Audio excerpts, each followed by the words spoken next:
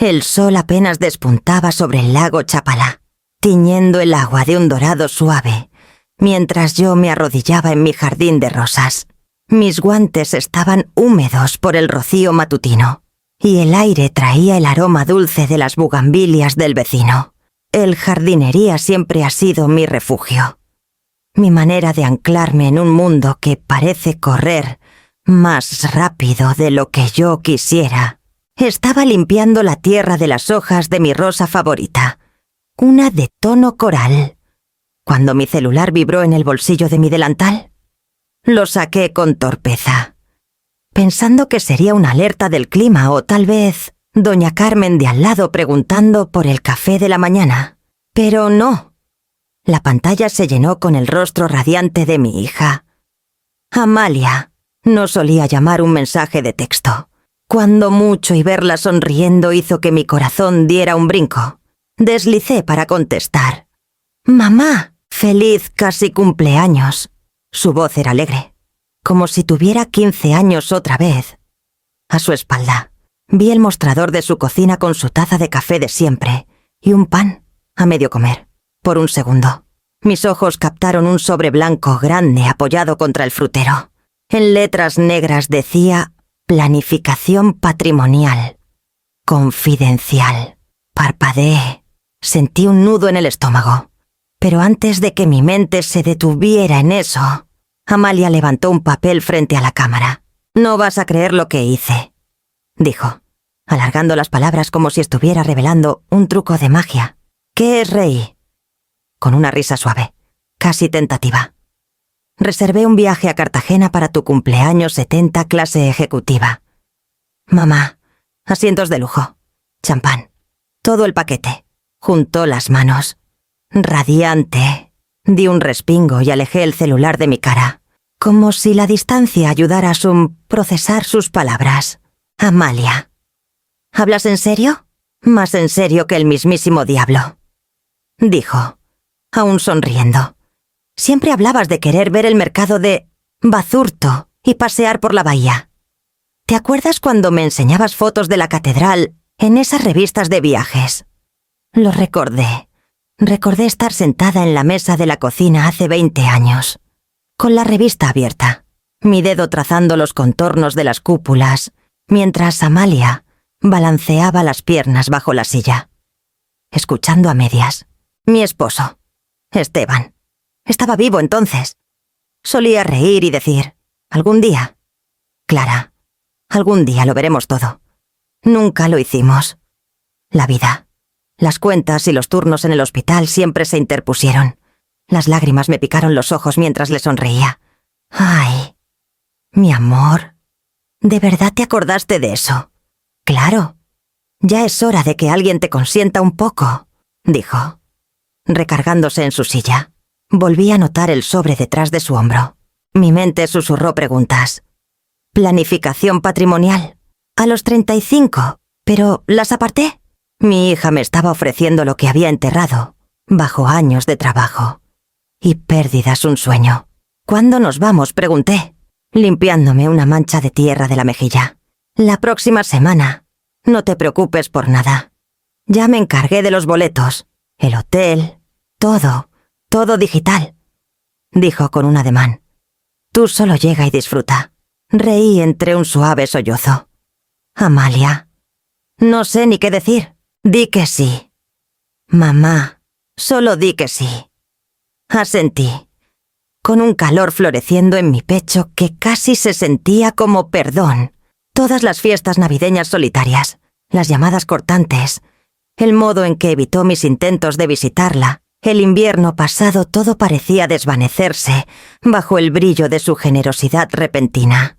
Cuando la llamada terminó, me quedé arrodillada en el jardín, con el celular cálido en mi mano. El lago brillaba mientras un par de garzas rozaban la superficie. Susurré al viento.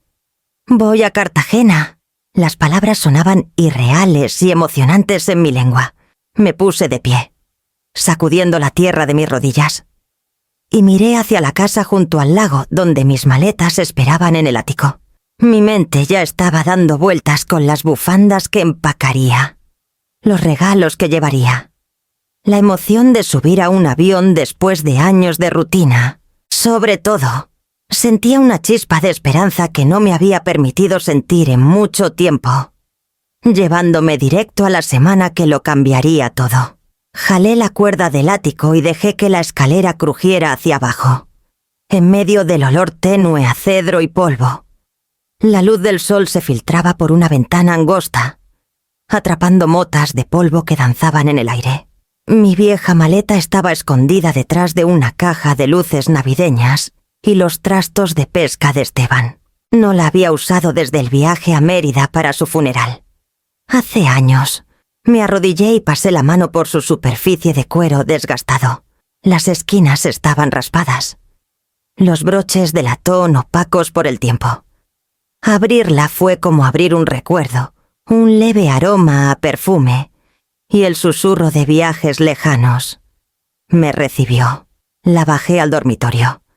La puse sobre la colcha y sentí un cosquilleo de emoción en el pecho. Empecé con las bufandas, de seda, con estampados florales suaves y azules apagados, del tipo que ondearía bonito en la brisa de la bahía. Luego tomé la vieja cámara de Esteban, la que insistió en comprar el año que pensamos que por fin viajaríamos después de jubilarnos. Pesaba más de lo que recordaba. Pasé el pulgar por el mango gastado, imaginando tomar fotos de iglesias coloniales y calles llenas de faroles, enviándoselas a Amalia para hacerla sentir orgullosa. Doblar la ropa se convirtió en doblar recuerdos. Escogí la blusa crema que usé el día que Amalia se graduó de la universidad.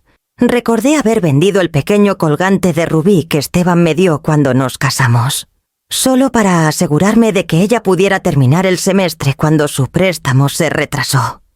Había trabajado turnos dobles en la biblioteca y en la tiendita del hospital, contando monedas y recortando cupones mientras mis amigas reservaban cruceros y hablaban de obras en el teatro. Mis dedos se detuvieron en el dobladillo de la blusa. Todos esos sacrificios valieron la pena. Verla con su toga y birrete. Verla dar sus primeros pasos en el mundo, con una confianza que yo solo soñé, ese fue mi premio. Pero al poner la blusa en la maleta, una pequeña punzada de inquietud se agitó. Pensé en la llamada, en el sobre grande en su mostrador con planificación patrimonial estampado, en cómo dijo que todo estaba arreglado y digital, como si yo fuera una invitada, no una compañera. Me senté en el borde de la cama, con las manos sobre la ropa suave. Solo disfruta, había dicho, pero una voz suave susurró. ¿No deberías al menos tener una copia del boleto? Tomé mi celular y le envié un mensaje alegre, disfrazando mis nervios con emojis de globos. Ya estoy empacando. Debo imprimir algo para el aeropuerto unos minutos después. Aparecieron los 3 puntos. Luego su respuesta. No hace falta, mamá. Todo está en mi celular. Fácil como soplar y hacer botellas. Solo trae tu pasaporte y a ti misma. Miré el mensaje, con el pulgar suspendido. Hubo un tiempo en que habría insistido. Habría pedido los detalles. Los habría anotado en mi libreta. Los habría revisado 2 veces. Pero el recuerdo de su calidez repentina, la rara oportunidad de sentirme querida, hizo que guardara el celular en mi bolsillo. Para la noche, mi maleta estaba casi llena. Agregué 2 pequeños regalos para los nietos, marcadores artesanales y un libro de cuentos sobre Cartagena que compré en la venta de la biblioteca. Los acomodé entre mis suéteres doblados e inhalé el suave aroma a lavanda de un saquito que había metido en el forro. Cerré la maleta y la aseguré con un clic suave. El sonido tenía una extraña sensación de cierre, como si una página se hubiera volteado al empujarlas a un rincón de la habitación. Miré el lago por la ventana, el agua atrapando la última luz del día.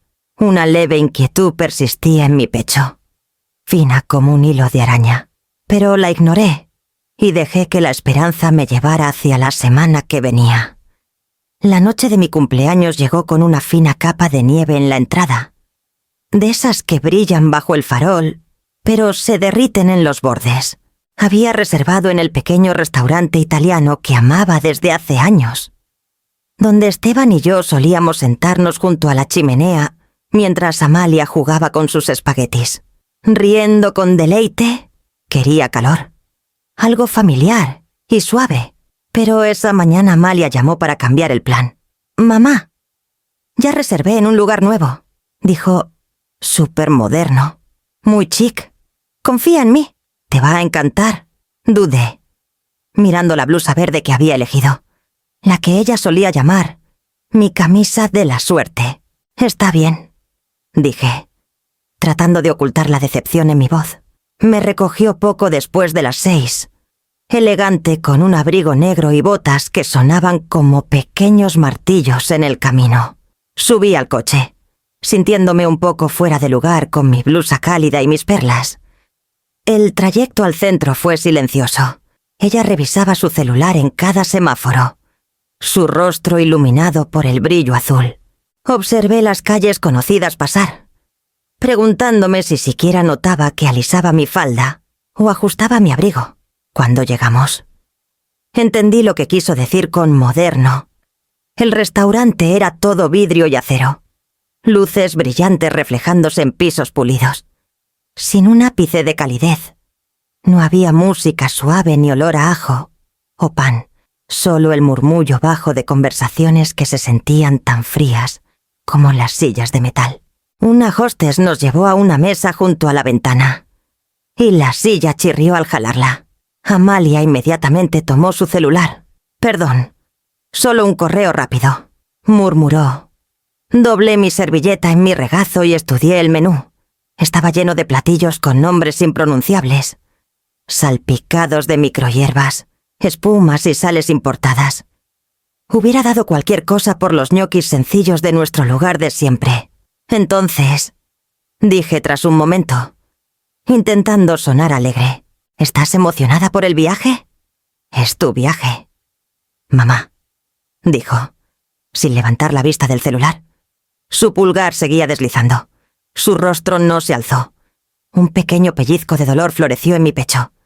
Tomé un sorbo del agua tibia que el mesero había dejado y lo intenté de nuevo. «Bueno, nunca he volado en clase ejecutiva. Ni siquiera sé qué esperar». Ella soltó un murmullo sin mirar. «Ya verás. Está bien».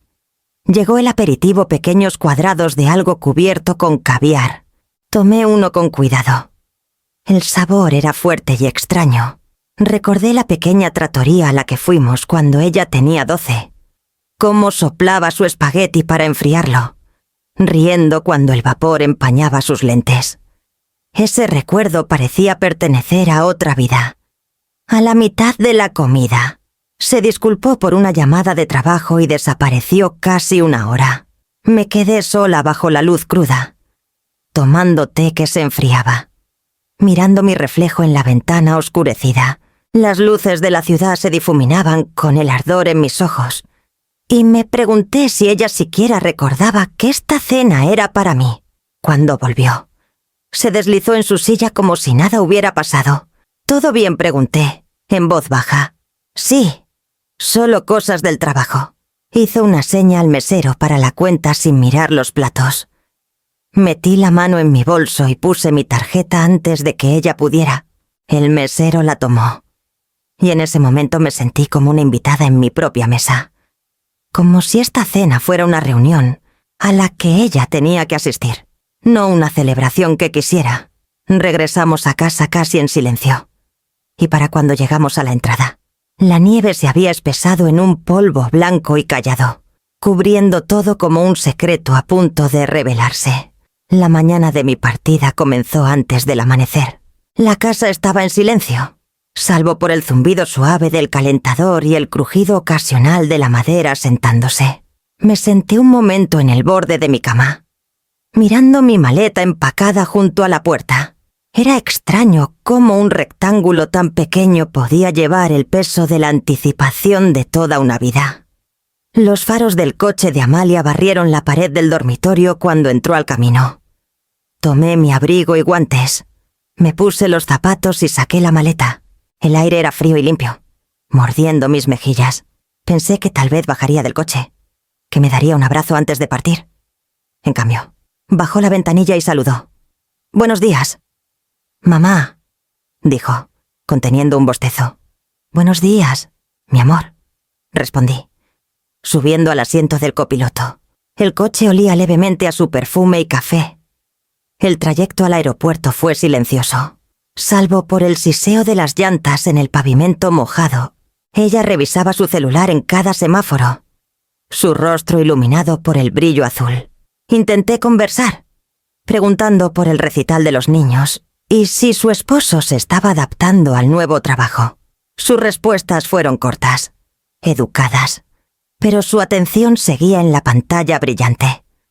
Doblé las manos en mi regazo y vi los suburbios desdibujarse en las luces de la carretera. La inquietud que había comenzado en la cena de anoche presionaba más fuerte contra mis costillas. Me dije que estaba cansada, que la hora temprana y el estrés de su trabajo eran los culpables. Tragué el nudo en mi garganta y forcé una sonrisa hacia la ventana oscura, practicando la emoción que quería sentir. Cuando llegamos a la terminal, se detuvo en la acera de salidas y puso el coche en parque. Por un momento, esperaba que diera la vuelta, que me ayudara con la maleta, quizás hasta que me acompañara adentro como hacía cuando la visitaba en Guadalajara. En cambio, abrió la cajuela con un clic suave. «Avísame cuando llegues», dijo, aún mirando su celular. Dudé, con una mano en la manija de la puerta. «Oh, está bien». No notó la pausa. Salí al aire frío de la mañana, el viento tirando de mi bufanda. Mi maleta golpeó la acera y la cajuela se cerró antes de que pudiera siquiera despedirme. Me incliné para ajustar el asa. Y cuando me enderecé, su coche ya se alejaba entre el flujo del tráfico, sin abrazo, sin foto, sin un «te quiero» de última hora. Solo las luces traseras desvaneciéndose en la distancia. Me quedé allí unos momentos, las ruedas de mi maleta chocando contra mis espinillas como si me urgieran a avanzar. Adentro. Los viajeros pasaban rápido, el aire zumbando con anuncios y maletas rodantes. Me obligué a seguir moviéndome, a enfocarme en la parte de este día que se suponía sería maravillosa. En el mostrador de registro, sonreí y entregué mi pasaporte. Con las manos apenas temblando, la empleada lo tomó sin mirar, escaneándolo rápidamente antes de señalarme hacia seguridad. Mi pecho se apretó de nuevo. Esa misma presión silenciosa de duda. Me dije que solo eran nervios, que cada gran viaje se sentía así en los primeros minutos. Para cuando llegué a la sala de espera, el sol comenzaba a asomarse sobre el horizonte, pintando la pista en tonos suaves de rosa y dorado. Encontré un asiento junto a la ventana y presioné mi palma contra el vidrio, mirando los aviones maniobrar en la luz temprana. En algún lugar profundo, un susurro de inquietud se enroscaba como humo. Pero lo aplasté bajo el peso de la esperanza. Me recordé que este viaje era un regalo, que mi hija quería que estuviera feliz y que pronto estaría volando hacia Cartagena y la aventura que me habían prometido. Al bajar del avión, el aire se sentía diferente, cálido y vivo, con un toque de café fuerte y algo dulce que no podía identificar. La terminal de Cartagena vibraba con energía. Un enredo de voces en idiomas que no entendía. Los viajeros se movían con propósito, sus pasos resonando en los pisos pulidos mientras las pantallas parpadeaban con horarios de llegadas y destinos que parecían prometer maravillas. Por unos minutos, me permití maravillarme. Realmente estaba aquí, después de décadas de rutinas silenciosas y esperanzas calladas. Había volado al otro lado del mundo. A través del vidrio, capté mi primera vista de la bahía en la distancia, brillando bajo el sol de la tarde. Seguí la corriente de pasajeros hacia la recogida de equipaje, aferrando mi bolso de mano y mi pasaporte, con el corazón acelerado por una mezcla de cansancio y emoción. Imaginé a Amalia uniéndose a mí al día siguiente. caminando juntas por calles impregnadas de especias. Ella viéndome por fin, no como una carga, sino como alguien digno de celebrar. Tras recoger mi maleta, me acerqué a la fila de taxis y le di al conductor el nombre del hotel que Amalia había mencionado por teléfono. Hotel El Encanto, Getsemaní. Asintió y arrancamos, adentrándonos en el pulso de la ciudad. El trayecto fue un borrón de contrastes, murallas coloniales, sombreando cafés modernos, callejones estrechos llenos de vendedores gritando en español, el mar destellando entre edificios como mercurio. Aferré la manija de mi maleta, sonriendo levemente mientras imaginaba enviar fotos a casa. Cuando llegamos, arrastré mi maleta al mostrador del hotel, ya ensayando mi saludo cortés. Reservación para Espinosa, dije, alisando mi bufanda. El recepcionista tecleó. Luego frunció el ceño. Lo siento, no hay reservación a ese nombre. Parpadeé, segura de haber oído mal. ¿Podría revisar bajo el nombre de mi hija, Amalia Espinosa? Otro movimiento de cabeza. No hay reservación, nada pagado. Un escalofrío me recorrió. Tal vez hay un error. Podría llamar a la aerolínea. Necesito confirmar mi vuelo de regreso también. El recepcionista asintió y pasó a una oficina trasera. Me senté en un banco de terciopelo en la esquina, con las manos de repente húmedas. Abrí mi cartera buscando consuelo. Pasaporte, una tarjeta de crédito. Pero el efectivo que siempre guardaba detrás de mi identificación, 5.000 pesos, había desaparecido. Busqué en los bolsillos laterales de mi bolso. Cada cremallera, pero solo encontré el espacio vacío donde había guardado los billetes. El recepcionista regresó, su expresión suavizada por lástima.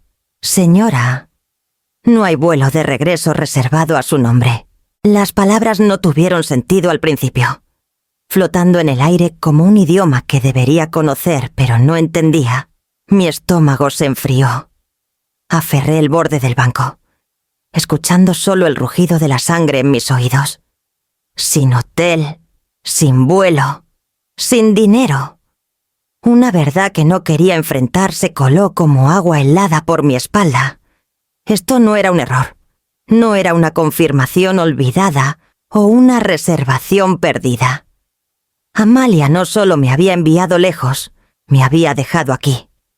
Sola, mi pecho se apretó, mis pensamientos girando por cada recuerdo de su sonrisa. Cada palabra suave de la última semana.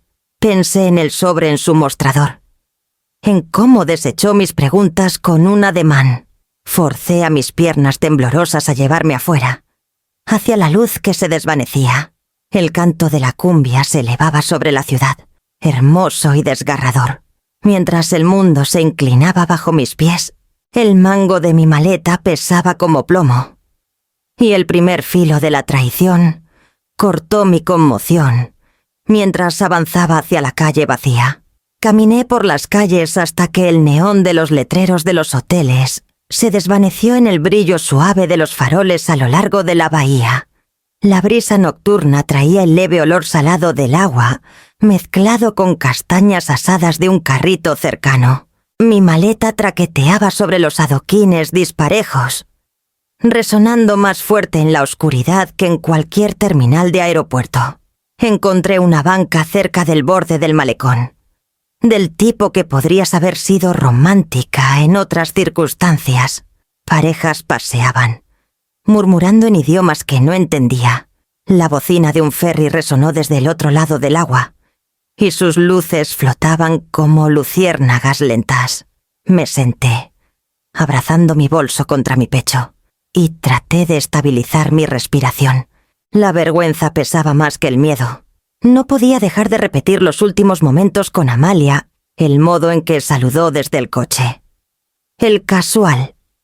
Avísame cuando llegues.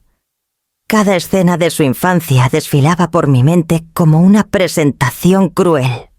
Recordé acunarla durante fiebres, cantando nanas mientras las paredes de nuestro primer departamento temblaban con el ruido de los vecinos. Recordé vender mi colgante de rubí para pagar su colegiatura de primavera, diciéndome que no necesitaba joyas cuando tenía su futuro en mis manos. Recordé la noche que llamó llorando tras una ruptura, y cómo manejé 3 horas bajo la lluvia para sentarme en el suelo de su apartamento, hasta que se durmió. Todos esos recuerdos se sentían ahora como vidrio frágil, astillados bajo el peso de esta traición. Un grupo de jóvenes pasó riendo, y uno señaló mi maleta. Giré la cara hacia el agua y apreté más el mango. La ciudad ya no se sentía viva. Se sentía vasta e indiferente. Mi pecho dolía con el pensamiento de que nadie en casa sabía que estaba aquí, invisible en el frío de una noche extranjera. Las horas se desdibujaron.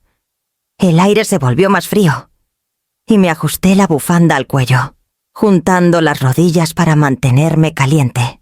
Mis ojos ardían, pero me negué a dejar caer lágrimas en público.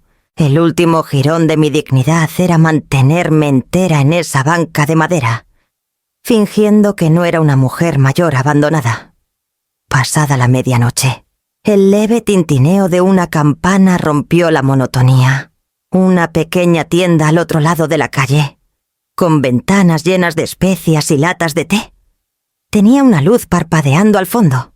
El dueño, un hombre mayor con ojos amables, salió y me miró. Dijo algo en español que no entendí. Luego señaló una taza humeante en su mano. Dudé. Luego asentí. Cruzó la calle lentamente y me dio el té.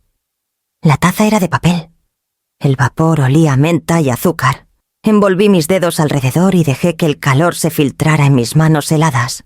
Me dio un asentimiento gentil antes de volver a su tienda, dejándome con ese pequeño calor.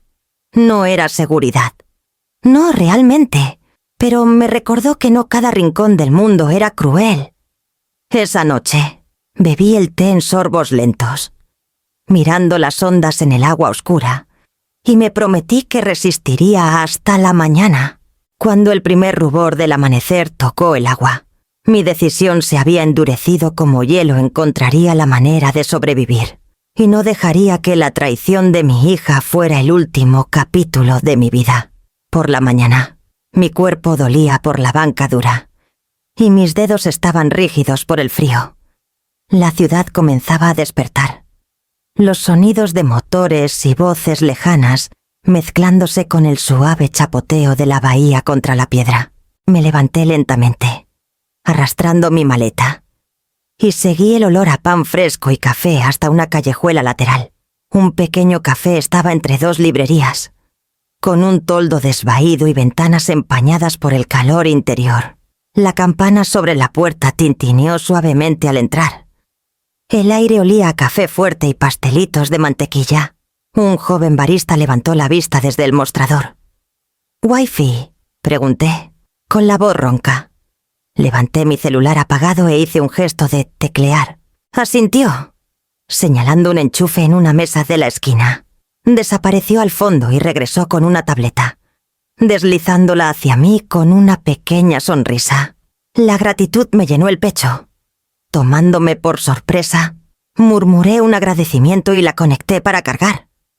Cuando la pantalla se iluminó, lo primero que vi fue mi bandeja de entrada, aún abierta desde la última vez que revisé actualizaciones de vuelos. Mis dedos temblaron mientras desplazaba, sin confirmaciones de hotel, sin itinerarios de vuelos de regreso. Solo el spam usual y algún anuncio ocasional. Entonces, enterrado bajo todo, noté un hilo que no había abierto un reenvío accidental de Amalia, de hace semanas. Mi pecho se apretó al tocarlo. El primer mensaje era de ella a un abogado. «Quiero avanzar con los papeles de poder notarial. Mi madre está decayendo. Olvidadiza. Desorganizada. Es peligroso que maneje la casa y las cuentas sola». Otro mensaje seguía. Al mismo abogado. «Una vez que se otorgue el poder notarial, liquidaré sus cuentas. También necesitamos acceso a la cuenta conmemorativa de su difunto esposo. Él le dejó bastante. Y está ahí sin usarse. Mis manos temblaron. Desplacé más, cada línea cortando más profundo. Me describía como si ya no estuviera una anciana confundida e inestable, que necesitaba intervención por su propio bien. Era como leer mi propio obituario. La tableta se volvió borrosa mientras mis ojos ardían. Los limpié con fuerza, luchando por mantener las palabras en foco. No me había enviado en este viaje por amor. Había construido el escenario perfecto para borrarme física, legal y financieramente. Una ciudad extranjera, sin dinero, sin vuelo de regreso. Si flaqueaba, si entraba en pánico y no encontraba el camino a casa, ella podría alegar que no estaba apta. Lo tendría todo la casa junto al lago.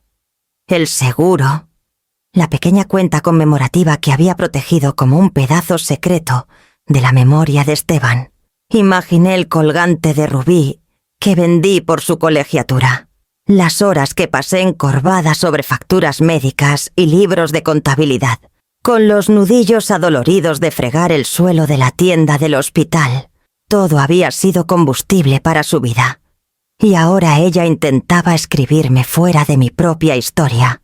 Una calma fría se asentó sobre mí como una segunda piel. El miedo que sentí en la banca, la vergüenza de estar sola en la noche, se endureció en algo más resolución. Abrí un nuevo correo y escribí un solo nombre: Javier Solano, el abogado de la familia que manejó el testamento de Esteban. Mis dedos dudaron solo un segundo antes de empezar. Asunto urgente. Fraude y poder notarial. Escribí lentamente, con claridad. Cada detalle: mi llegada, la reservación perdida, los correos, las cuentas en riesgo. Cuando presioné enviar, sentí un cambio sutil dentro de mí, como si finalmente hubiera alcanzado el pasamanos en una escalera oscura. Tomé el último sorbo del café fuerte y amargo del lugar y miré por la ventana hacia la calle abarrotada, donde la vida seguía como si la traición no estuviera carcomiendo mis huesos. Sabía ahora que esto no era solo abandono. Era un borrado intencional y no desaparecería en silencio. Me quedé en ese café mucho después de que la primera oleada de conmoción se asentara en una calma pesada y vibrante.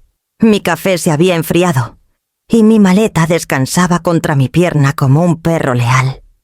Afuera, la multitud matutina crecía, las bocinas resonando mientras Cartagena cobraba vida. Adentro, abrí un nuevo correo, esta vez con un asunto claro. Necesito ayuda legal inmediata. Javier Solano había sido el abogado de nuestra familia por décadas. Estuvo ahí cuando Esteban y yo compramos la casa junto al lago, cuando hicimos nuestros primeros testamentos, y cuando revisé mis documentos tras su fallecimiento. Tenía una voz firme, del tipo que corta el pánico, y nunca me trató como si la edad hubiera opacado mi entendimiento. Vertí mi corazón en el correo, adjuntando capturas de los mensajes reenviados y anotando cada detalle que podía recordar: la reservación de hotel perdida, la falta de un vuelo de regreso, el dinero desaparecido. Mis manos ya no temblaban mientras escribía. Para cuando presioné enviar, algo había cambiado dentro de mí. Ya no era la mujer temblando en una banca del parque, esperando que alguien notara mi ausencia. Tomó menos de una hora para que mi celular vibrara contra la mesa con una llamada entrante a través del Wi-Fi del café. Clara. Su voz era baja y alerta. Siempre me había llamado por mi segundo nombre. Soy yo, Javier. Estoy en Cartagena. Y mi hija... Vacilé. Y luego mi voz se endureció. Intentó borrarme. Respira hondo, dijo, con un tono firme que me ancló al instante. Leí el correo. He visto casos como este. No estás sin poder. Escucha con cuidado. Primero, documenta todo. Capturas de cada mensaje. Cualquier recibo que puedas obtener de la aerolínea o el hotel que muestre que no hay registro de ti. Segundo, Mantén tu pasaporte cerca y encuentra un lugar seguro para pasar la noche. Tengo mi pasaporte. Encontré un pequeño hostal. Dije, bien. Empezaré con los trámites de emergencia hoy. Congelaré todas las cuentas principales a tu nombre e iniciaré una orden de protección para la propiedad. Para cuando ella piense que tiene el control, estará bloqueada. Un calor extraño y feroz creció en mi pecho. Por primera vez en días. Sentí mi espalda enderezarse. Va por la cuenta conmemorativa de Esteban, dije en voz baja. Lo vi. Eso deja clara su intención. Podemos presentar una orden de restricción preventiva por fraude antes de que pise un juzgado. Pero necesito que seas fuerte. Tendrás que firmar algunos documentos en cuanto regreses. La línea se quedó en silencio un momento. Luego añadió, más suave. No estás sola. Clara, he visto hijos hacer cosas crueles, pero también he visto padres levantarse de eso. Tú puedes. También. Asentí aunque no podía verme. Puedo, dije. Y lo dije en serio. Tras la llamada, reuní mis cosas y salí a la calle. El miedo que me había acechado desde el aeropuerto aflojó su agarre. Cada paso se sentía deliberado, llevándome más cerca de una versión de mí misma que no había sentido en años. Había terminado de mendigar amor o esperar que alguien me protegiera. Crucé la calle hacia el hostal. La tableta en mi bolso llena de evidencia y mi mente ya trazando mi próximo movimiento. Cualquier tormenta que mi hija hubiera intentado desatar. Había subestimado a la mujer que pensó que se desvanecía. Para cuando llegué al hostal, el sol se había hundido, bañando la calle angosta en una luz ámbar suave. El letrero sobre la puerta era pintado a mano, con letras ligeramente torcidas, y macetas con flores adornaban los alféizares, sus pétalos moviéndose con la brisa. No era nada como el gran hotel que había imaginado, pero su calidez radiaba incluso desde la acera. Toqué el timbre, y una mujer de unos 60 años abrió con una sonrisa gentil. Hablaba poco español, pero logré explicar que necesitaba una habitación por unas noches. Asintió y me invitó a entrar. Adentro. El aroma a limón y pan fresco me envolvió. Las paredes estaban llenas de fotos familiares, bodas, graduaciones. Un bebé, con gorrito de lana. Sentí un nudo en la garganta. Este hogar estaba vivo con amor. El tipo de amor simple y duradero que había perseguido toda mi vida. La mujer me guió a una pequeña habitación en el segundo piso. La cama estaba cubierta con una colcha de azules y amarillos suaves. Ligeramente desvaída pero limpia, una taza de té humeante esperaba en la mesita de noche, y la mujer señaló hacia ella con un asentimiento antes de dejarme en paz.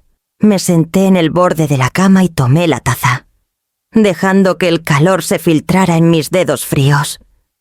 Por primera vez desde que llegué a Cartagena, me sentí lo suficientemente segura para exhalar por completo. Mi cuerpo dolía de cansancio, pero mi mente estaba afilada, zumbando con recuerdos que no me dejaban descansar. Pensé en los años que pasé dando silenciosamente, doblando partes de mí misma al fondo, los turnos dobles en la biblioteca y la tiendita del hospital, las noches sola con un plato frío en la mesa, esperando una llamada que rara vez llegaba. Recordé vender mi colgante de rubí para cubrir la colegiatura de Amalia, y cómo ella me abrazó rápido, ya corriendo hasta encontrarse con sus amigos. Recordé la última Navidad antes de que Esteban muriera. Había horneado todas sus galletas favoritas. Puse la mesa con mis mejores manteles y encendí las velas que él siempre amaba. Ella llamó una hora antes de la cena para decir que no vendría. Una invitación de última hora de la familia de su novio. Dijo. Comí en silencio, mirando la luz parpadeante, diciéndome que el amor significaba entender. La traición en Cartagena fue fría y filosa, pero mientras tomaba el té, otro sentimiento se coló claridad. Había estado viviendo a la sombra de la misma lección por años, mientras más daba sin límites, más invisible me volvía. Amor sin respeto era solo erosión. Dejé la taza vacía hacia un lado y tiré de la colcha sobre mi regazo. Su peso sorprendentemente reconfortante. Un voto se formó silenciosamente en la quietud, tan natural como respirar. Nunca más me permitiría ser desechable. Protegería la vida que había construido. La casa junto al lago, los recuerdos de Esteban y hasta la dignidad silenciosa que había sobrevivido años de descuido. Los sonidos de la calle abajo se suavizaron mientras la noche se profundizaba. En la distancia, la bocina de un ferry resonó sobre el agua, y lo imaginé llevándose a la versión de mí que había subido al avión, esperando afecto. Descansé mi cabeza en la almohada, dejando que el cansancio se asentara sobre mí, pero bajo él corría una corriente de resolución, constante e inquebrantable, para cuando llegara la mañana. Ya no sería la mujer que esperaba que le devolvieran amor. Sería la mujer que reclamaba su lugar en el mundo. Incluso si significaba estar sola. A la mañana siguiente, la ciudad afuera de mi ventana ya estaba viva. Los vendedores gritando y los scooters zumbando por la calle angosta. Desperté con una extraña firmeza en el pecho. Una sensación que no había conocido en años. El miedo y la humillación de los últimos 2 días se habían cristalizado en algo más afilado. No iba ya a esperar a ser rescatada. Regresaría a casa, y lo haría en mis propios términos. En el café bajo el hostal, tomé prestado su wifi una vez más, y reservé el primer vuelo a Guadalajara que encontré. Una escala en Bogotá. Luego a casa. No me inmuté por el precio. El dinero se podía reemplazar. Mi dignidad. No. Arrastré mi maleta a la acera. Agradecí a la dueña del hostal, con un asentimiento suave y una mano sobre el corazón. Y llamé a un taxi. El conductor no hablaba mucho español, pero me dio una mirada comprensiva cuando dije «aeropuerto». Observé las calles de Cartagena deslizarse en un borrón, puestos de mercado llenos de colores, cúpulas brillando bajo el sol, el destello de la bahía. No sentí la maravilla que había imaginado. Esta ciudad siempre tendría la forma de la traición para mí. En el aeropuerto, pasé por seguridad con una eficiencia silenciosa que me sorprendió incluso a mí. No temblé, no dudé. Era una mujer en una misión. Ya no una turista, ya no una víctima. Una vez sentada en el avión, abrí mi correo. Javier ya había enviado los trámites de emergencia. Desplacé lentamente, mi dedo firme contra la pantalla. Congelamiento temporal de activos presentado. Preparación de orden de restricción en curso. Petición de emergencia para prevenir poder notarial fraudulento. Presentada. Cada línea era un muro alzándose entre mi hija y la vida que intentó robar. Las leí 2 veces. Luego guardé copias en cada carpeta que se me ocurrió. Se sentía como asegurar las puertas de una casa en una tormenta. Una cerradura a la vez. Mientras el avión ascendía, presioné mi frente contra la pequeña ventana y vi el sprawl de Cartagena encoger bajo las nubes. Pensé en Esteban. Pensé en el orgullo silencioso que siempre tuvo en mi persistencia. Como una vez dijo, «Eres del tipo de mujer que sobrevive los inviernos largos». Lo imaginé a mi lado ahora, asintiendo como si supiera que encontraría esta fuerza cuando más la necesitara. En algún punto sobre América, el cambio ocurrió. Mi cuerpo se relajó. Mis manos dejaron de aferrarse a los reposabrazos. Y un suspiro profundo me dejó. No vinieron lágrimas. No había espacio para el duelo. Solo una resolución clara y de acero. Amalia había intentado enterrarme en la ausencia. Convertir el mundo en prueba de una mentira que había escrito sobre mí. Pero había escalado fuera de esa ausencia. Y no regresaría a casa como la misma mujer que se fue. Cerré los ojos un momento, dejando que el zumbido de los motores me estabilizara. Este vuelo no era solo un regreso. Era un renacimiento. Un cruce de una vida a otra. Aterrizaría no como una madre esperando aprobación, sino como la dueña de mi propia historia otra vez. Cuando el avión comenzó su lento descenso horas después, mi pulso se aceleró, no por miedo, sino por la emoción silenciosa de saber que mis próximos pasos lo cambiarían todo. El taxi rodó por las calles conocidas de mi vecindario, las llantas crujiendo sobre parches de grava invernal. Mi pecho se apretó cuando el lago apareció a la vista, un brillo fino de hielo capturando el sol pálido de la tarde. Mi casa estaba justo después de la curva del camino, medio escondida por los pinos que Esteban y yo plantamos hace décadas. Había imaginado este regreso incontables veces en el vuelo silencioso, firme, quizás incluso agridulce. Pero al acercarme a la entrada, lo que vi me cortó el aliento. Las luces del porche brillaban con un blanco frío y áspero, reemplazando las bombillas ámbar suaves que siempre elegí para que la casa se sintiera como un susurro de bienvenida. Mi resplandor cálido se había ido, sustituido por algo clínico, extraño. Varios autos alineaban la entrada y se desbordaban a la calle. Ninguno mío. Sus cuerpos elegantes brillaban bajo el sol, una silenciosa parada de intrusión. «¿Aquí?», preguntó el conductor, mirándome por el retrovisor. «Sí», dije, con la voz quebrándose ligeramente. «Esta es mi casa». Le pagué y salí a la grava, el viento del lago trayendo un mordisco afilado. La manija de mi maleta se sentía helada en mi mano mientras caminaba por la entrada. Mi propia casa se alzaba frente a mí como un escenario al que no había sido invitada. Al acercarme a la ventana frontal, me congelé a través del vidrio. Mi sala, el cuarto donde Esteban y yo tomábamos café y veíamos el lago descongelarse en primavera, estaba viva con desconocidos. Una pequeña reunión giraba alrededor de mis muebles, mis tapetes, mi lámpara del viaje de nuestro 20º aniversario a San Miguel de Allende. La risa flotaba débilmente a través del vidrio. Y entonces la vi. Amalia estaba en el centro de todo, el cabello perfectamente rizado, un vaso de champán en una mano y una carpeta en la otra. La agitaba sobre su cabeza como un trofeo. El notario a su lado asintiendo. Dos desconocidos bien vestidos se inclinaron a mirar, sonriendo ampliamente. No necesitaba escuchar las palabras para saber la historia que estaba contando. Mi vida ahora era de ella. Mis pies se negaron a moverse por un largo momento.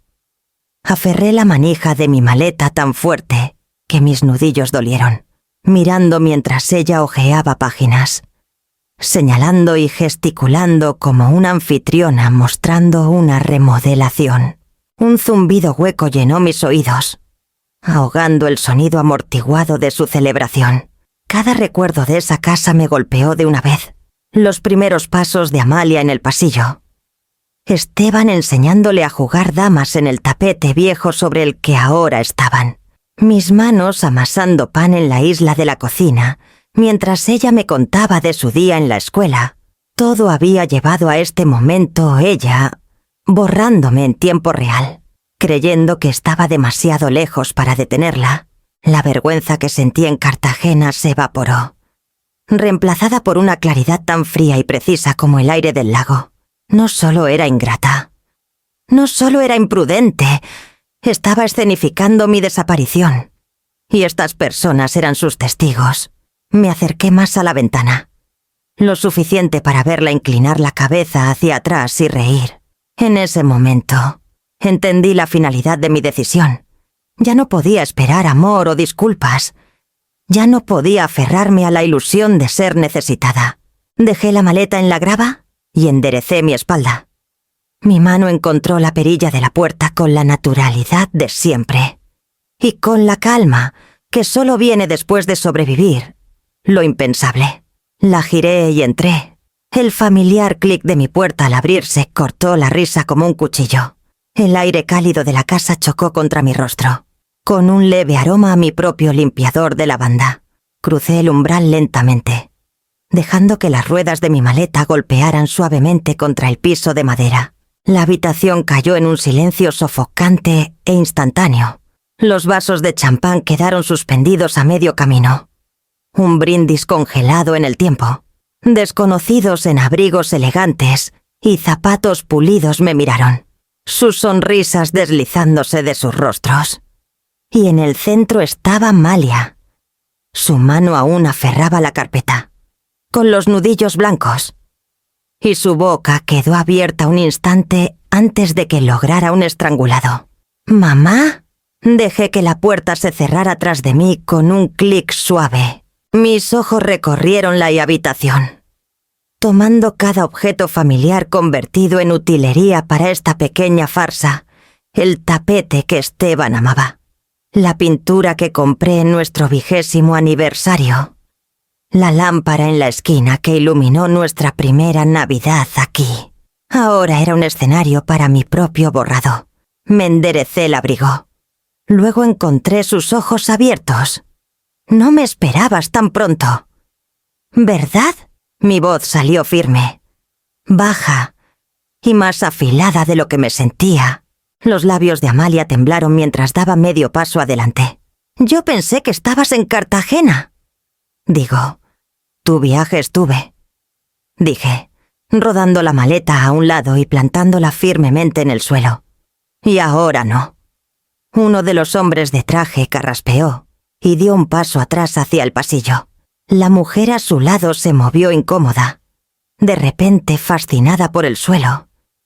El notario sostuvo su carpeta contra su pecho como un escudo, mirando los papeles como si pudieran arder. Caminé más adentro de la sala, pasando la mano por el respaldo de mi silla favorita como para recordarme que este espacio aún era mío. Mi pulso estaba firme ahora, mi respiración pareja, y una extraña calma se asentó sobre mí. Había sobrevivido noches en una calle extranjera y mañanas llenas de traición. Este momento ya no era aterrador, era necesario. La voz de Amalia tembló. Yo solo estaba explicando cosas. No es lo que parece. Incliné la cabeza ligeramente, dejando que una pequeña sonrisa fría se formara. Parece que estás celebrando una vida que no ganaste. En mi casa, con mis cosas. Sus ojos se lanzaron hacia los desconocidos, buscando rescate, pero nadie se movió. El peso del silencio presionó la habitación, espeso como el hielo del lago. Caminé hacia ella lentamente. Me enviaste al otro lado del mundo para desaparecer. Y cuando no lo hice, descubrí exactamente en quién te has convertido. Abrió la boca, pero nada salió. Su pecho subía y bajaba rápido, y por primera vez desde el aeropuerto. Vi algo que no esperaba miedo. Me giré de ella y hacia la ventana, dejando que la luz tardía brillara contra el vidrio. Detrás de mí, los vasos de champán fueron bajados silenciosamente a los posavasos. La pequeña actuación había terminado. Me enfrenté a todos una vez más. Luego señalé hacia la puerta. Esta fiesta se acabó. Todos pueden irse. Nadie discutió. Los zapatos se arrastraron contra el tapete, mientras los invitados recogían sus abrigos, en un silencio incómodo, evitando mis ojos. Amalia se quedó congelada, aún sosteniendo la carpeta, mientras el último desconocido salía a la luz que se desvanecía. La casa se volvió más silenciosa con cada paso que se alejaba, hasta que solo quedamos las dos, y el peso de lo que venía se asentó en el aire como una tormenta. El sonido de llantas crujiendo en la grava afuera rompió el silencio pesado. Amalia estaba rígida cerca de la ventana, aferrando la carpeta en su pecho, con los nudillos blancos. Me quedé sentada en el borde de mi silla favorita, calma y quieta, como si hubiera estado esperando este momento toda mi vida. Un golpe firme resonó por el pasillo. Me levanté y abrí la puerta para encontrar a Javier Solano de pie, alto en su abrigo azul marino, con un portafolio de cuero bajo el brazo. A su lado. 2 oficiales uniformados flanqueaban el porche. Sus expresiones profesionales, pero agudas. «Clara», dijo Javier con un asentimiento medido. «Todo está en orden». Me hice a un lado y los dejé entrar. El rostro de Amalia se desvaneció de color mientras los oficiales entraban. Su presencia pesada con autoridad. Javier puso su portafolio en la mesa de café y comenzó a sacar documentos uno por uno. Sus movimientos deliberados. «Señorita Espinosa», dijo, con un tono cortante pero educado, «se le notifica una orden de emergencia que impide cualquier acción contra la propiedad o cuentas de su madre. Un congelamiento de activos ordenado por la Corte está ahora en efecto, y cualquier intento de asegurar o ejercer un poder notarial queda revocado hasta la investigación». Amalia balbuceó. «Esto no es ella, está confundida». La mirada de Javier era cero frío. «Tenemos documentación, incluyendo correos enviados a su nombre, detallando la intención de liquidar activos y reclamar control.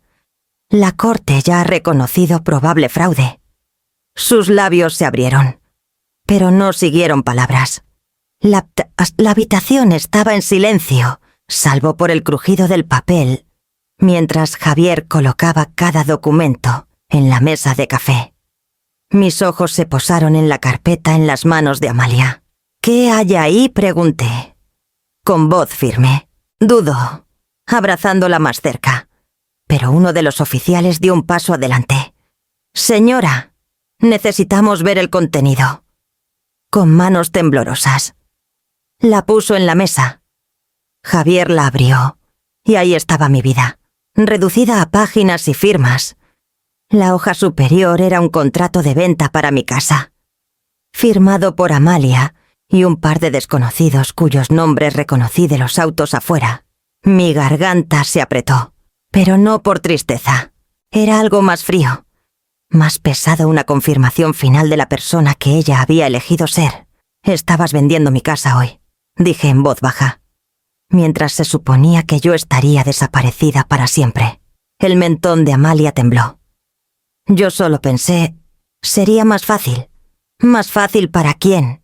Mi voz se elevó lo suficiente para cortar el aire. «Estabas lista para borrarme, para brindar con champán en la casa que tu padre construyó con sus manos, y para entregar mi vida a desconocidos como si fuera tuya para darla». Empezó a llorar, pero las lágrimas se sentían tan vacías como las palabras que no había dicho en años. Javier le dio un contrato de venta a un oficial. «Esto se añadirá al registro», dijo. Caminé hacia la puerta y la abrí de par en par, dejando que el aire frío entrara. «Necesitas salir de mi casa», dije, con voz calma pero final. «Esta noche, y mientras lo ordene la Corte. No tienes derecho legal aquí nunca más». Amalia dudó. Luego finalmente se movió. Con los hombros hundidos bajo el peso de su desgracia, pasó junto a mí, evitando mis ojos, y salió a la luz que se desvanecía donde los oficiales la siguieron. El último sonido fue el crujir de sus pasos en la grava, desvaneciéndose mientras el viento del lago llenaba el espacio que había dejado.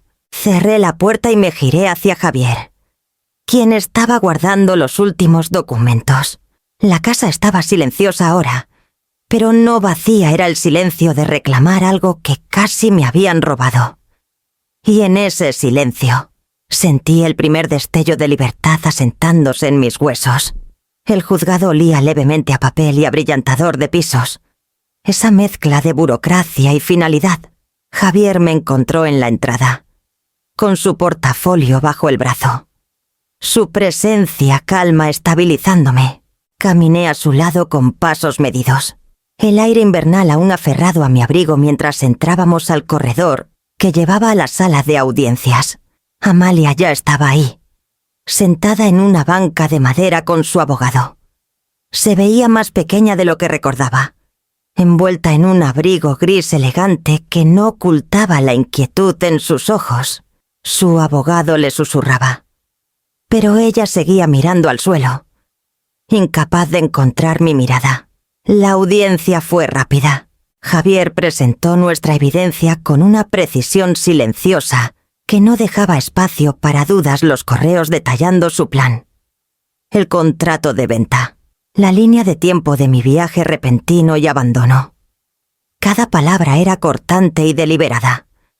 Cada página de documentación deslizándose por el escritorio del juez, como un clavo, sellando el ataúd de su plan. El abogado de Amalia intentó una defensa, alegando preocupación por mi bienestar, insinuando que sus acciones nacían de la preocupación en lugar de la codicia.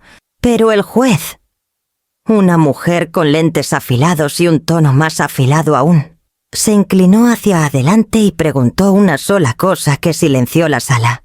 Si la seguridad de su madre era realmente su preocupación, ¿por qué la dejó en un país extranjero sin dinero, alojamiento o boleto de regreso?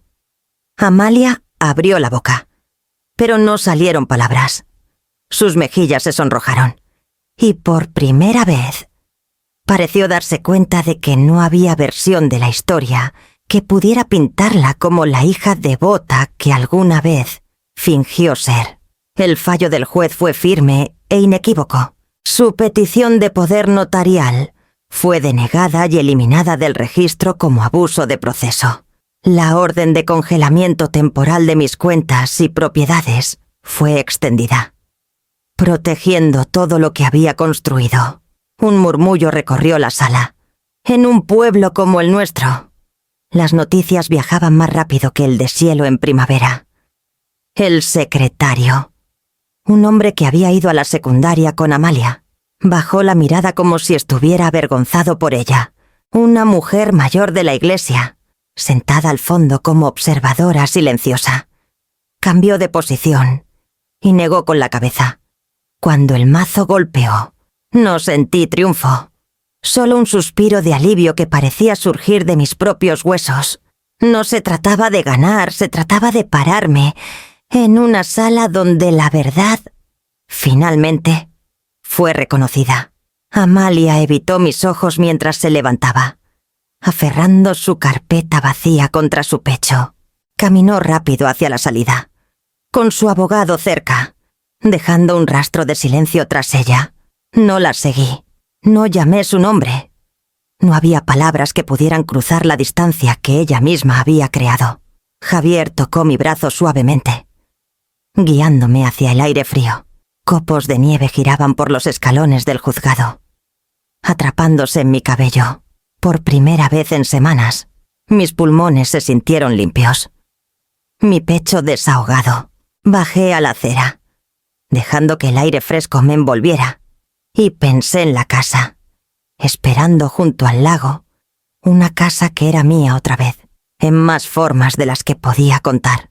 Las ondas del juicio me siguieron a casa más rápido de lo que esperaba.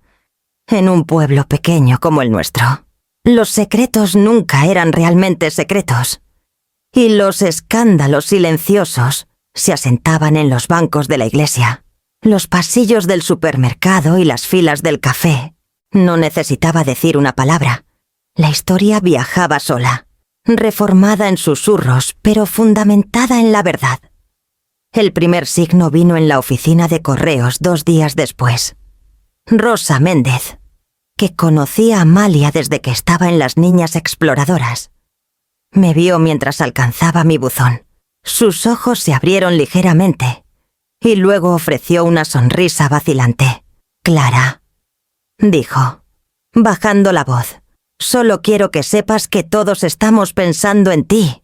Había lástima en su tono, pero también un destello de admiración que no había sentido en años. Asentí cortésmente. Le agradecí y caminé a casa con una bolsa de correo que de repente se sentía más ligera de lo usual. En la iglesia ese domingo, el cambio fue más obvio. Las personas que solían pasar de mí como si fuera un perchero, ahora se detenían, ofreciendo apretones de manos y miradas suaves y firmes. Doña Carmen, mi vecina y la guardiana de todas las noticias no oficiales de nuestra calle, se acercó durante el himno y susurró: «Medio pueblo sabe lo que intentó y la otra mitad lo sabrá para el martes. Amalia también vino al servicio. Llegó tarde y se sentó en el tercer banco desde atrás. Sola. Nadie le dijo que se fuera. Nadie la confrontó. Pero la distancia era inconfundible. La gente asentía educadamente si sus ojos se cruzaban con los de ella. Luego se giraban, sus conversaciones evaporándose en un silencio tenso. Al verla encogerse en sí misma, no sentí alegría, solo el reconocimiento sobrio de que las consecuencias, finalmente, la habían encontrado. En el supermercado, fue más de lo mismo. La cajera que solía preguntar por Amalia cada vez que compraba su jugo de naranja favorito, ahora solo dijo: «Te ves bien, Clara». Con una firmeza amable, otro vecino pasó junto a mí en la sección de lácteos y dijo en voz baja: «Ya era hora de que saliera la verdad». Sus palabras no buscaban celebrarme. Eran un suspiro colectivo. El pueblo reconociendo que finalmente había visto lo que había soportado por años. Amalia, mientras tanto, se convirtió en un fantasma en su propio pueblo. Vi su coche pasar por mi casa una vez, lento y vacilante. Antes de que desapareciera por la calle, ya no saludaba a los vecinos ni se detenía en la cafetería donde solía charlar con antiguos compañeros de clase. Su ausencia en los espacios sociales se convirtió en su propia declaración. Una admisión silenciosa de que no estaba lista para enfrentar a nadie. Pasaba mis tardes cuidando mis rosales y caminando junto al lago, dejando que el ritmo constante de la vida en un pueblo pequeño me envolviera. No era la venganza lo que me calentaba, solo la dignidad silenciosa de ser vista. Durante tanto tiempo, había sido la dadora invisible, la madre cuyos sacrificios se disolvían en el fondo. Ahora, sin alzar la voz, sin siquiera contar mi versión en voz alta, la verdad se había sentado sobre el pueblo como nieve, suave pero innegable. Una noche, mientras veía el atardecer pintar el lago congelado en rayas de rosa y plata, me di cuenta de que la justicia no siempre rugía. A veces llegaba como un giro silencioso de cabezas, un cambio en el aire, el peso de los ojos finalmente abriéndose a la verdad. Y en esa quietud, sentí los primeros brotes de una verdadera paz echando raíces dentro de mí. La mañana en que decidí reescribir mi testamento.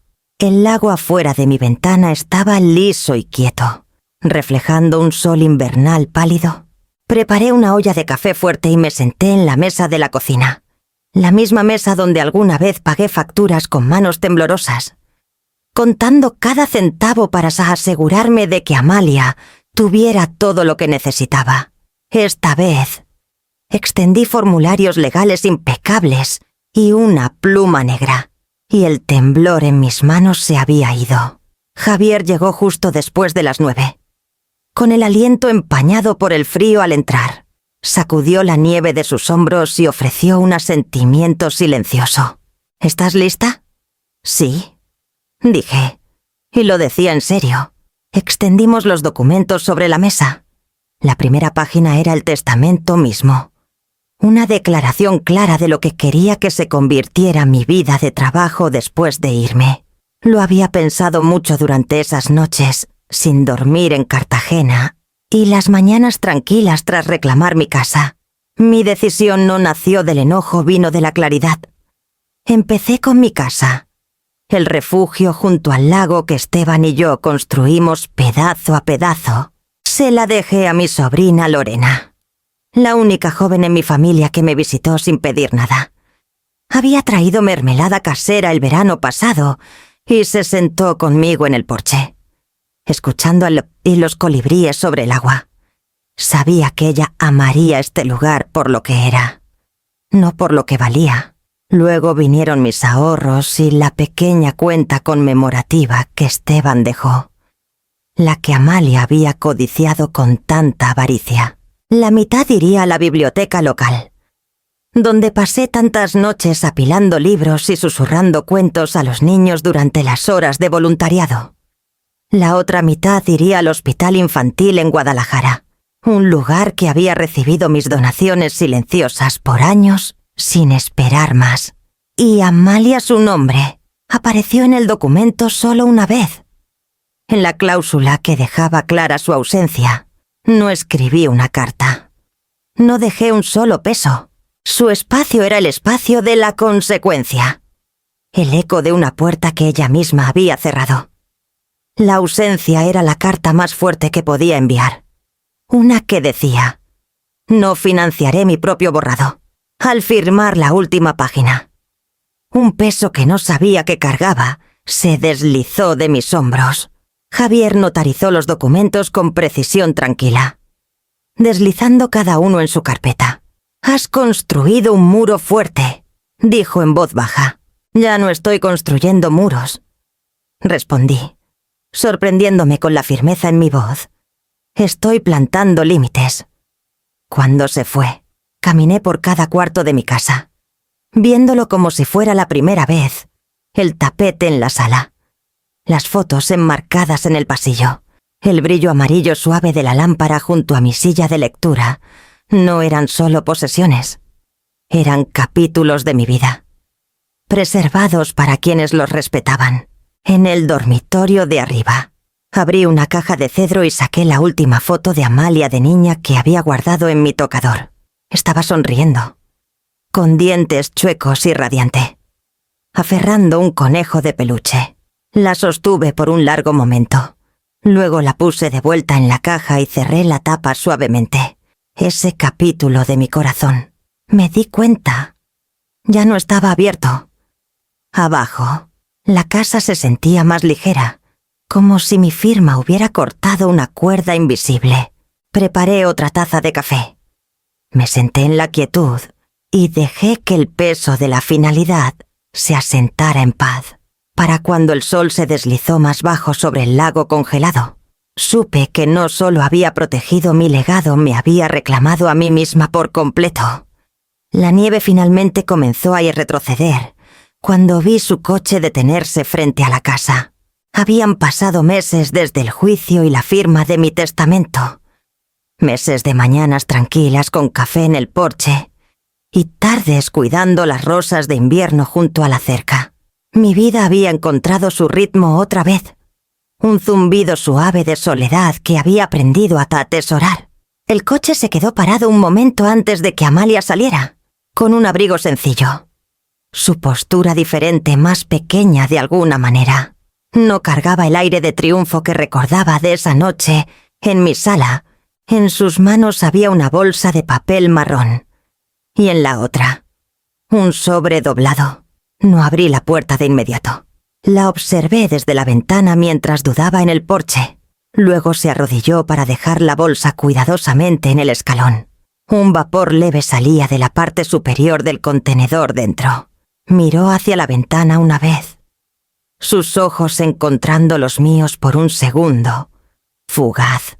No había exigencia ahí, ni actuación, solo una súplica silenciosa que no podía leer del todo. Luego se giró. Regresó a su coche y se fue, sin tocar, sin palabras. Abrí la puerta después de que el sonido del motor se desvaneció en la distancia. El aire frío mordió mi rostro mientras me inclinaba a recoger la bolsa. Adentro, encontré un contenedor de sopa de cebada, del tipo que solía hacerle cuando era niña con un resfriado de invierno, y el sobre. La nota era corta, garabateada en su letra familiar y curva. Mamá, no espero nada. Solo quería decir gracias por todo, aunque no lo mereciera. Me quedé en el umbral por un largo momento, el viento levantando mi cabello, el peso de la memoria presionando contra mis costillas. Hubo un tiempo en que habría corrido tras ella, cuando una sola nota habría roto mi corazón en un instante. Pero ese tiempo se había ido. Llevé la sopa adentro y la puse en el mostrador. Calenté un tazón pequeño y lo comí sola en la mesa de la cocina. Era buena, simple y sustanciosa, como las que le enseñé a hacer. Y en ese silencio, Sentí que la pieza final de algo se asentaba en su lugar. El perdón, me di cuenta. No siempre tenía que ser hablado o compartido. A veces vivía en el acto de dejar que el mundo siguiera sin reabrir puertas viejas. Podía aceptar la sopa, aceptar la nota, aceptar que ella había alcanzado por mí de la manera más pequeña sin rendir la paz que había construido en su ausencia, cuando lavé el tazón vacío y lo puse a secar. No sentí enojo, ni un dolor persistente. Solo cierre, tranquilo y completo. Y mientras miraba el lago, su superficie ondeando en los primeros movimientos de la primavera, supe que la próxima temporada de mi vida ya había comenzado. La primavera se asentó sobre el lago Chapala con una paciencia que reflejaba la mía. El hielo se derritió primero en grietas finas, luego en láminas brillantes, hasta que el agua respiró libremente otra vez. Pasaba mis mañanas en el jardín, arrodillada en la tierra húmeda mientras persuadía a mis rosas a volver a la vida. Sus primeros brotes verdes empujaban obstinadamente a través del suelo, un testamento silencioso de que la belleza podía regresar tras el invierno más duro. Cada corte de mis tijeras de podar se sentía como un signo de puntuación en una oración que finalmente estaba terminando. Quitaba lo muerto o dañino. Hacía espacio para lo que podía prosperar. Era un trabajo que también había hecho en mi propia vida, cortando las partes que me drenaban, manteniendo las raíces que me hacían entera. Las tardes eran para la biblioteca. Comencé como voluntaria en la sección infantil, acomodando libros ilustrados y organizando la hora de cuentos. Al principio, no estaba segura de tener la energía para compartir pedazos de mí misma otra vez, pero los niños no pedían explicaciones, solo querían historias sobre castillos y zorros astutos, sobre niñas valientes que encontraban su camino a casa, cuando reían o se acercaban para ver las ilustraciones. Sentía algo florecer dentro de mí que no tenía nada que ver con el pasado y todo que ver con el presente. Los vecinos pasaban de vez en cuando, a veces con panecillos, a veces con esquejes de sus jardines. El pueblo que alguna vez me conoció solo como la madre de Amalia, ahora me conocía simplemente como Clara Isolde Espinosa, la mujer que leía a sus hijos y cultivaba rosas que perfumaban la calle. Nunca preguntaban por el caso en la corte o la traición. Su amabilidad era silenciosa. Y era suficiente. Las noches eran del lago. Preparaba té de manzanilla y me acomodaba en el porche con una manta suave. La brisa trayendo el aroma a pino y tierra húmeda. El suave murmullo del agua contra la orilla era mi compañero. Junto con el ocasional canto de un colibrí en la distancia, a veces, mis ojos se desviaban al camino donde Amalia una vez se detuvo con su bolsa de sopa. Habían pasado semanas desde ese día. Y no había más visitas. Ya no la esperaba. No anhelaba una disculpa. El silencio ya no era afilado, era gentil. Como el asentamiento del polvo tras una larga tormenta. Una noche, mientras el sol caía abajo y el lago se teñía de rosa, me recosté en mi silla y dejé que la paz se filtrara en mis huesos. Mi jardín se mecía en la brisa, las rosas rozándose unas contra otras como susurros. La casa detrás de mí era mía otra vez, no solo en nombre, sino en espíritu. Pensé en el camino que me había traído aquí la acera del aeropuerto, la banca fría junto a la bahía, el café donde descubrí la verdad, y los pasos silenciosos por mi propia puerta principal.